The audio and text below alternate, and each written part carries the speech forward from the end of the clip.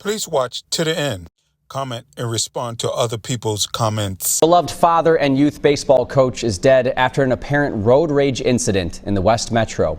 Jay Boughton was driving home after coaching his son's baseball game last night. His son was in the car with him at the time. Plymouth police say as they were driving south on Highway 169, there was an altercation between Jay and another driver.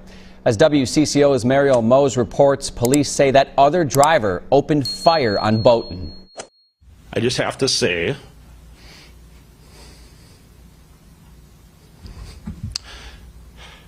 this was one of the most tragic events that I have witnessed in my 20 years in policing.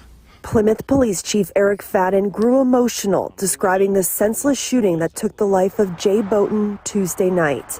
Jay's friend offered WCCO this photo, describing him as a selfless man who would do anything for his family, a wife, 15-year-old son, and 13-year-old daughter, as well as the Armstrong-Cooper community. On Tuesday night, Jay and his son were driving home from a baseball game he had just finished coaching when some sort of road rage incident broke out on Highway 169 southbound near Rockford Road. We further believe that there may have been some sort of traffic altercation between the two drivers. This is the only surveillance image Plymouth police released from traffic cameras, showing Jay's vehicle, the black car, and the suspected shooter's vehicle, a silver SUV.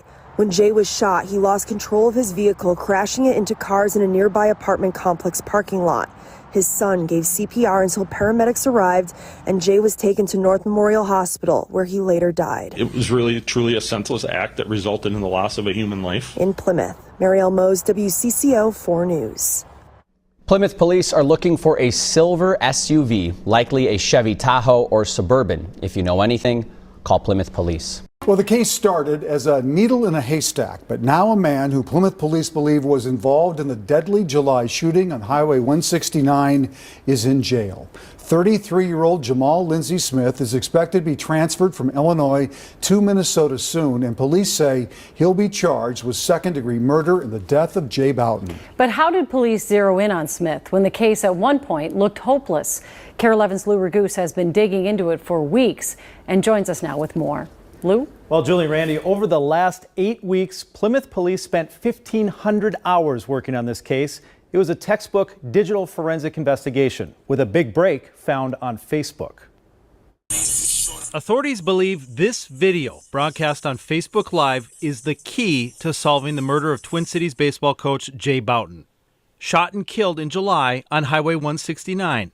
Allegedly by someone who fired the deadly shot from a light-colored SUV captured in this grainy traffic cam video that night. We are proud to be able to provide an update today that an arrest has been made in the connection with Jay's murder. After repeated requests for tips, court records reveal this video helped them crack the case. It was posted on July 6, just hours before the 169 murder, showing one man with a gun on his lap and another man with a gun in the back seat. But how did police find it and connect it to the murder? Please give us a call. After police released a description of the SUV, search warrants obtained by KARE 11 show they got a tip from a local towing company. It was an abandoned rental car, a Chevy Suburban matching the description with a Colorado plate. When investigators checked the plate and the address of the person who rented it, they checked security video of a nearby gas station and identified a man driving the same SUV. And when they checked his social media posts, they discovered this. 33-year-old Jamal Smith had posted a video of himself earlier the same day of the shooting waving a gun. Police say it matches the type of gun used in the shooting. At one point, the video shows a passenger in the car, and later, another man in the back seat also holding a gun. After reviewing those images, investigators told a judge the interior of the car matches the abandoned SUV they've seized and have been processing. Pulling all those pieces together, the search warrants we obtained show police were able to trace the suspected shooter's entire route. The SUV leaving this vet clinic in Arden Hills just minutes before it was shown entering I-694. The traffic cam video shows the same SUV weaving in and out of traffic, following it all the way to Highway 169, where authorities say MnDOT video shows the SUV trying to change lanes, apparently blocked by the coach's car when the shooting occurred. Finally, a police report shows authorities were able to track Smith down in Decatur, Illinois, by tracing where he last posted on Facebook. Now, Plymouth Police Chief Eric Fadden wouldn't say today whether more arrests are expected, but made it clear their investigation isn't finished. Back to you. All right. Thank you, Lou. It was a pivotal day in the Highway 169 shooting trial as Jamal Smith's girlfriend reluctantly took the stand. And the jury saw for the first time the video Smith posted on Facebook hours before the shooting. Lou Raguse joins us now to break down the day in court. It's difficult to say how the jury took this testimony. Rondell Hardin made it clear she didn't want to be here. She's still dating Smith, and she admitted to the jury that she still talks to him every day, despite a court order from the judge for Smith not to contact her.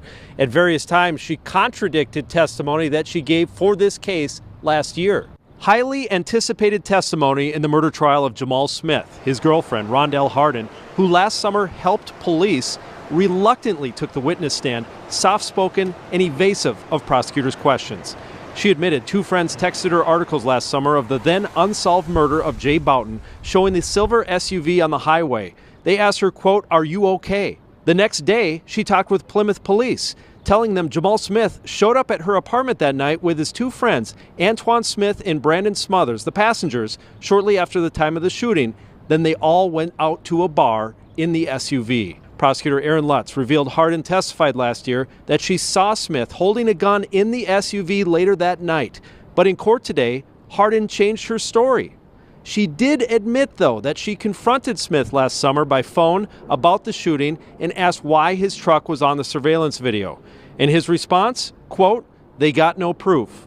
They don't got no evidence." Also today, for the first time, the jury watched this Facebook live stream video that shows Smith earlier that day driving the SUV with what prosecutors say is the murder weapon in his hand. Those two passengers, Antoine Smith and Brandon Smothers, have not been charged with any crimes related to this case. They're both listed as possible witnesses, but late today, the prosecution said they're unable to find Smothers and he probably will end up not testifying. Back to you.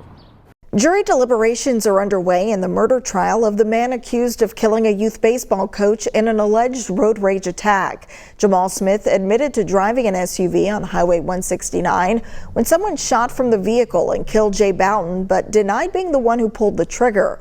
Prosecutors are asking for a stronger sentence, in part because Boughton's son was in the car. We're continuing to follow this story and will provide updates when the jury reaches a verdict. Guilty on all three counts. That is the jury's verdict this afternoon in the high-profile Highway 169 road rage murder trial. Jamal Smith will now receive an automatic life sentence for first-degree murder in the death of youth baseball coach Jay Boughton. Lou Raguse was there for the entire trial. He joins us now live from the Hennepin County Courthouse in Minneapolis. Lou? Well, Lauren, it was a very emotional time here for Jay Boughton's family and all the supporters here at the Hennepin County Government Center. It's been years since this many spectators have been here every day for a trial. Wearing yellow to the courthouse, the family of Jay Boughton wanted to represent staying in the light. What does that leave for Harrison, who witnessed this? If I went to anger, I chose not to do that. This has always been about staying in the light. Kristen Robinson Boughton's son Harrison was with his dad on their way home from a baseball game when they encountered Jamal Smith on Highway 169, speeding and trying to force his way into their lane. Harrison testified that Jay honked the horn and gave Smith the finger. Then Jay was killed by a single shot. Prosecutors showed the traffic footage that showed Smith slowed down, they say, to line up that shot. And they say gunshot residue proved the shot came from the driver's seat. Video he posted himself showed Smith holding the kind of gun that killed Jay. But Smith testified that his backseat passenger was the shooter. His story verged on ludicrous at times, such as claiming at first he thought the gunshot was thunder. We wanted the truth to come out. And today, the jury found Evil guilty on all three counts. The Boughton family has somehow stayed out of anger, in the light. Kristen saying they have a long way to go without Jay. My children, Harrison and Amelie, have strength and courage. They keep me going. I want to thank so many people for their thoughts and prayers. Now, those two other passengers who were with Smith have not been charged in this case and could not be found for this trial. that life sentence that Jamal Smith will now serve in prison, he will be eligible for parole after serving at least 30 years of it. Back to you. All right, Lou, thank you. Hello, we have some breaking news right now. A jury has reached a verdict in the shooting death of a baseball coach and father along Highway 169. They found Jamal Smith guilty on all counts: murder, aiding and abetting murder, and weapons charges. Smith is from Chicago. Earlier this week, he told jurors he was driving an SUV down Highway 169, but he claimed somebody else killed Jay Boughton. Boughton got into an argument with someone on the highway. Prosecutors say it was Smith and that he pulled out a gun and shot Boughton in Plymouth last summer. Jonah Kaplan has been covering this trial for us, and he's live at the Hennepin County Courthouse. Jonah, what can you tell us? Well, 16 hours of deliberations over 3 days, and for the Boughton family, this is worth the wait. It is the verdict that they wanted. It is the verdict that prosecutors had been pushing for. Clearly, Jamal Smith, even on the stand, testifying under oath that he did not pull the trigger, the jury clearly not buying that argument. This was a highly emotional case, and in the courtroom today, the family letting out even more emotions when the jury and then the judge read that verdict and then polled each of the jury members. Automatically, it means that Jamal Smith will be spending the rest of his life in prison, though formally sentencing will happen at a later date. The argument all along from prosecutors was that the evidence showed not only was Jamal Smith the driver of the SUV where the fatal shot came from, but Jamal Smith, even in the driver's seat, was the person who had a gun, stuck his hand out across the passenger seat, through the window, into that next car where Jay Boughton was driving, pulled that trigger and shot and killed him. They used evidence from forensic investigators showing that Jamal Smith and the gun residue was actually in the front seat area. There were pictures of Smith on his Facebook profiles, social media profiles from that day, July 6, 2021, showing him holding a .45 caliber weapon. The cartridge that was recovered was a .45 caliber cartridge. Obviously, this, again, a very emotional case. We're awaiting for all of the family and prosecutors to come down now. For Smith's defense, obviously very disappointing. They tried unsuccessfully to plant some doubt that Smith was the driver. There were 3 passengers in that vehicle. All 3 of them had guns. The challenge for the prosecution was to prove that it was Smith who pulled the trigger, who took that fatal shot, and not the other passengers. So obviously this is something, again, very fulfilling, I think might be the appropriate word for the family. Now hopefully they can find some closure, though grief will never have an expiration date for this family, but at least they're going to move on now to the next stage in their mourning. The man convicted of gunning down a youth baseball coach in a road rage attack will spend the rest of his life in prison. Today's sentencing of Jamal Smith wraps up more than a year of waiting for justice by the family of Jay Boughton, who was shot and killed on Highway 169. WCCO's Jonah Kaplan takes us inside the courtroom for the emotional conclusion. This sentence might be a relief for the Boughton family, but in truth, their biggest challenge might be what's next. Because ever since Jay's death back in July of 2021, there's always been something for them to kind of distract them. They had to look forward to an arrest, then the trial, then the conviction, then the sentencing. Now with all this over, it's truly time to grieve. Jay was light. We are light. God is light. We will stay in the light, and that light will not be overcome by darkness. The light once again reflected by everyone wearing yellow, taking the lead from Jay Boughton's son Harrison, who sat in the passenger seat the night Jamal Smith shot and killed his father. Be like him. He was kind, nice, very respectful. He was a great person, and we miss him. Harrison taking the stand before a jury last summer during the trial. On Tuesday, he joined his mother, sister, and grandmother in front of the judge, urging her to impose the stiff sentence. He took my son from me, but no one will ever destroy my memories of Jay and the many blessings I received from having him in my life. Mr. Smith, please get help. The judge not really needing any convincing for a life sentence, since Minnesota law mandates it for anyone convicted of first-degree murder. But even as the news today focused on Jamal Smith's future, the Boughton family insisting today and every day will always be about Jay. And I know Jay's looking down from heaven saying, I'm so proud of you, sweet.